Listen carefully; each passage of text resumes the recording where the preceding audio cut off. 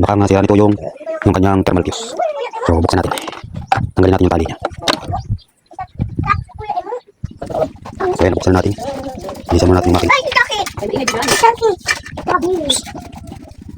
Magandang pagkariban niya. Tanggalin muna natin yung kanyang cable tie. Yan.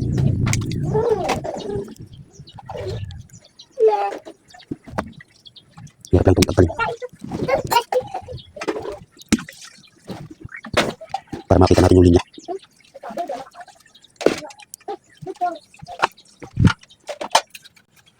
So, ito yung kanyang thermal fuse.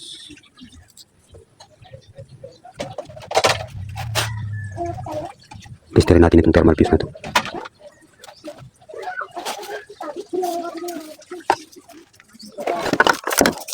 Narito ang thermal fuse niyan. Pag hindi yan gumana, ibig sabihin sira kanyang thermal fuse niyan.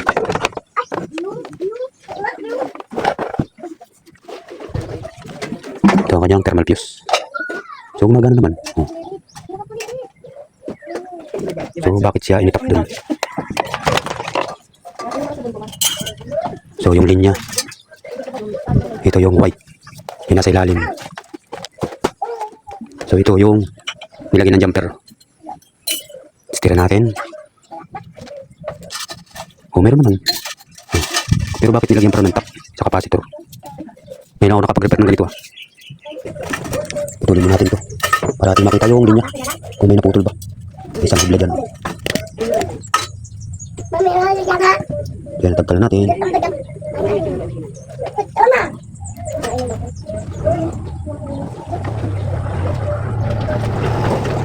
So, kalkalin muna natin yun.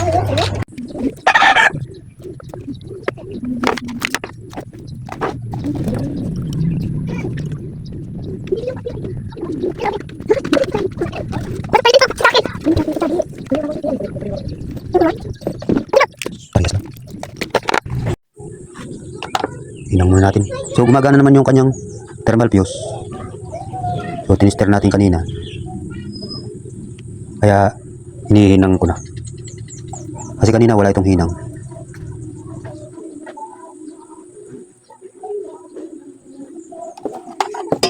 So, yan din. Lalagyan na natin itong mga cover niya.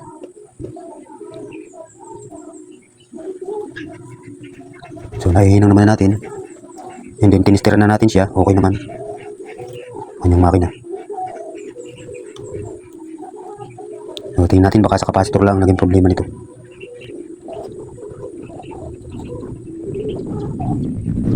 So, yan din tatalihan natin.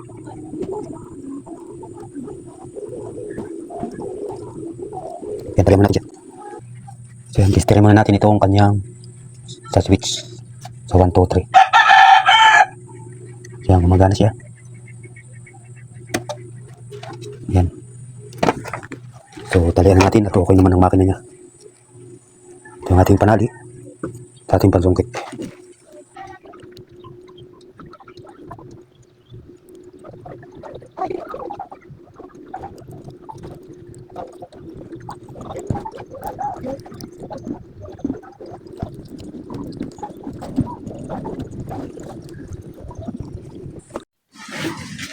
So, yan, nakabili na tayo ng bagong capacitor. Yan o, Toyo 8 microfarad.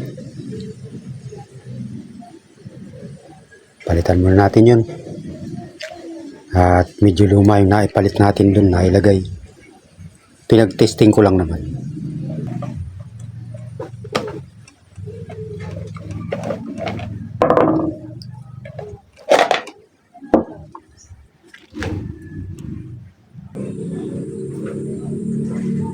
So yan, palitan natin to. Ito ang nilagay natin bago. Hinang natin lang ito.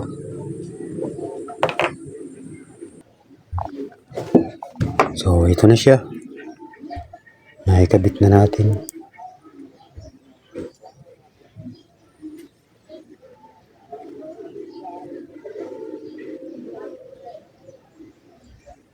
Nahihinang natin siya.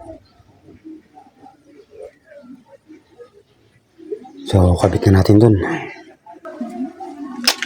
So, yan. Tapos na nating palitan ng kapasitor. Yan, napalitan na natin. Ito yung luma.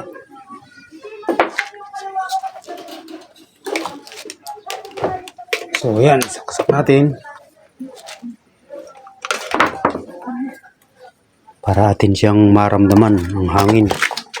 Kasi kanina ito, ang hina ng ikot sa number 1. So, saksak natin.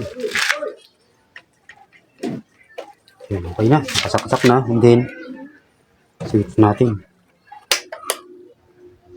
So, yan. Number 1 pa lang. Ramdam na. Number 1 pa lang yan. Kanina, yung number 1 ay parang number 3 na. So, ito yung number 2. Yan. Bakas na. Hangin na. Yan yung number 3. So, yan. Okay na.